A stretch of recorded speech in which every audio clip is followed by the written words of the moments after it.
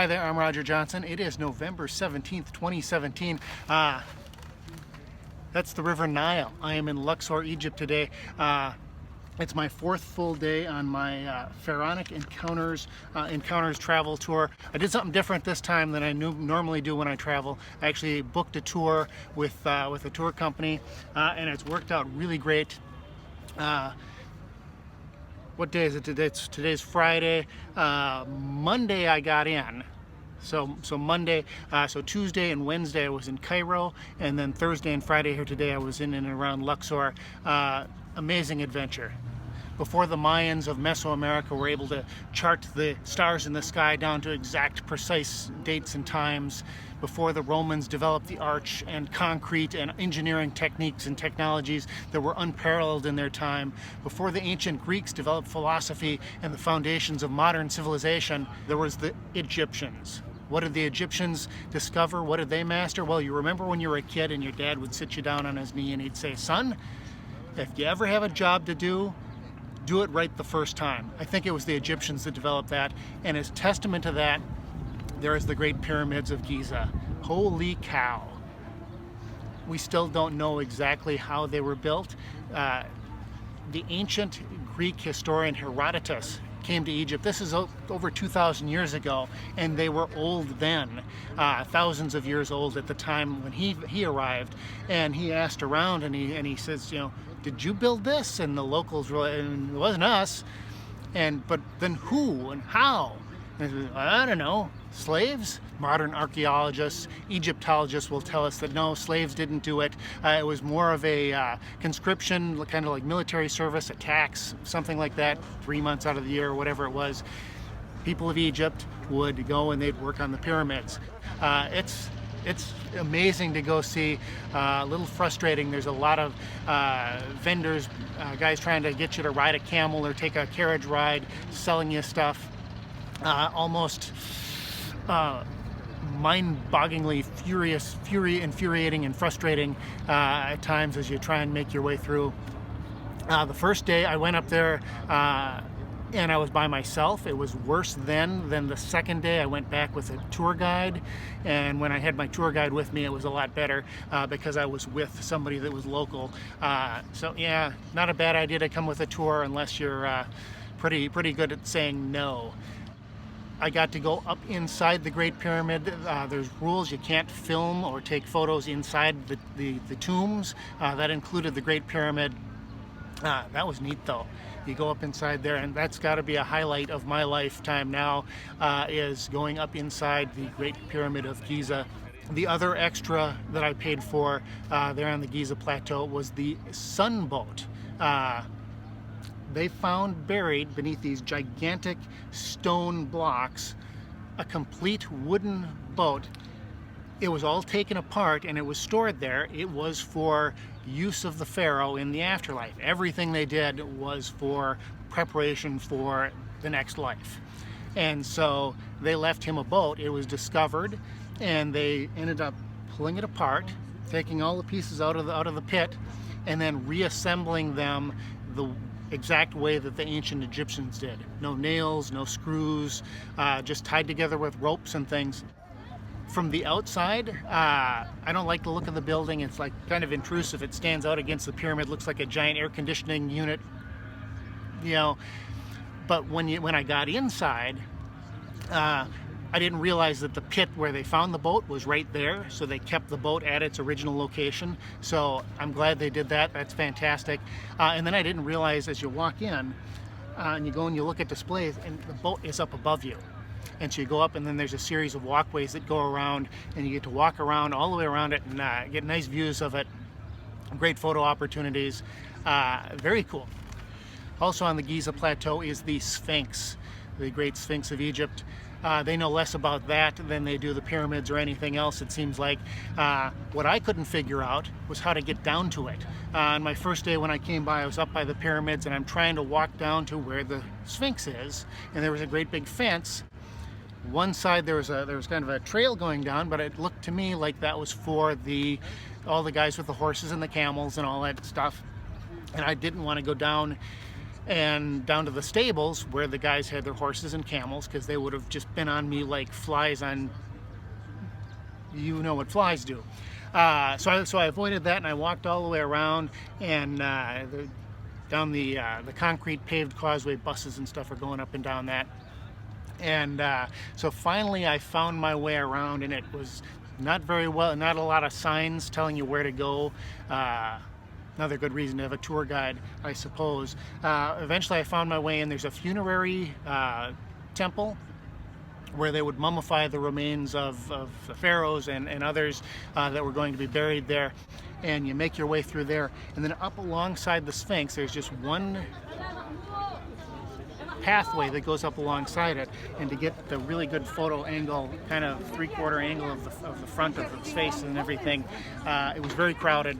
At least when I was there the first day. The second day when I went back, it wasn't so bad, but I had already managed to get my photo in front of the Sphinx. It's an amazing thing, but it's down kind of in a pit, so it doesn't. And then the head seems really small. But I was thinking about this last night. If a real person's head was put on a real lion's body, that's probably what it would look like. The proportions are different.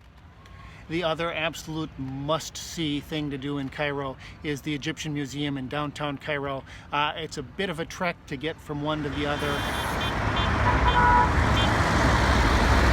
People are just going in and out. There were like no stop signs, no stop lights, no crosswalks. People just walk in front of the street whenever and wherever they feel like, and everybody's honking their horn every 2 seconds. And that's probably the biggest adventure of the whole trip. But the coolest part, of course, is all the artifacts and cool stuff, not only at the historic sites, archaeological sites, but in the Egyptian Museum itself.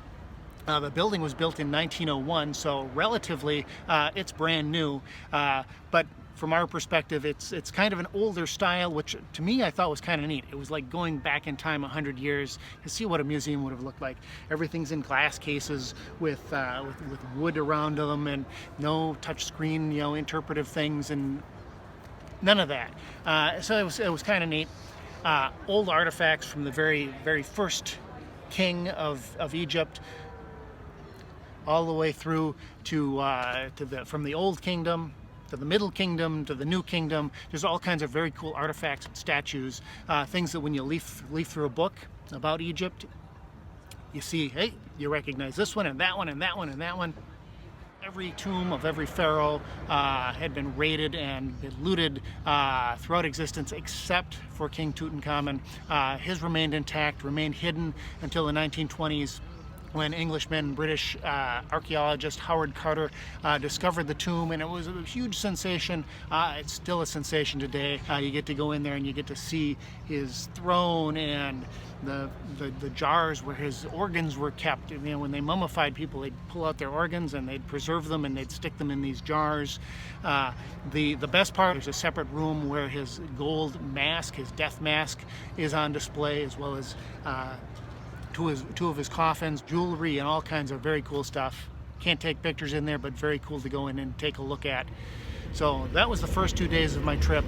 And then I took an overnight train from Cairo down to Luxor, and then here in Luxor, yes, that was yesterday. I arrived here on the East Bank. I'm on the East Bank here. Across the river is the West Bank. To the ancient Egyptians, the rising sun was a sign of life and rebirth. The setting sun was a symbol of death and the afterlife.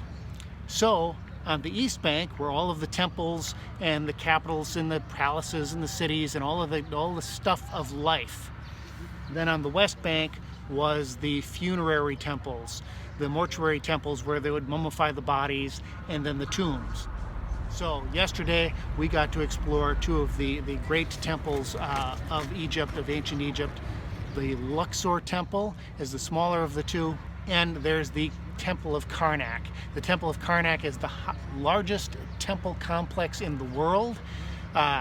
So they say it's pretty darn big. Ginormous columns and obelisks and statues, and very interesting to walk around and explore that. Both the Luxor Temple and the Temple of Karnak, later religions that came along occupied the space. At Luxor, temple. There's a mosque that still operates today in the back of the Luxor temple. The early Christians actually took plaster and plastered over the Egyptian hieroglyphs and then painted on those their scenes of the Last Supper and the various biblical stories that are important to Christianity. Over at Karnak, they actually had broken off parts of Egyptian statues and it formed a cross. Directly across from the Temple of Karnak, you draw a straight line, and it is the Hatshepsut. I'm not sure how to pronounce it, looking in my guidebook here. This was an Egyptian pharaoh. It was a woman who had kind of taken on the trappings of the male pharaohs. She wore a false beard. She dressed the same way as the man would versus what a female or a queen would have worn. And so she built this funerary temple, this mortuary temple.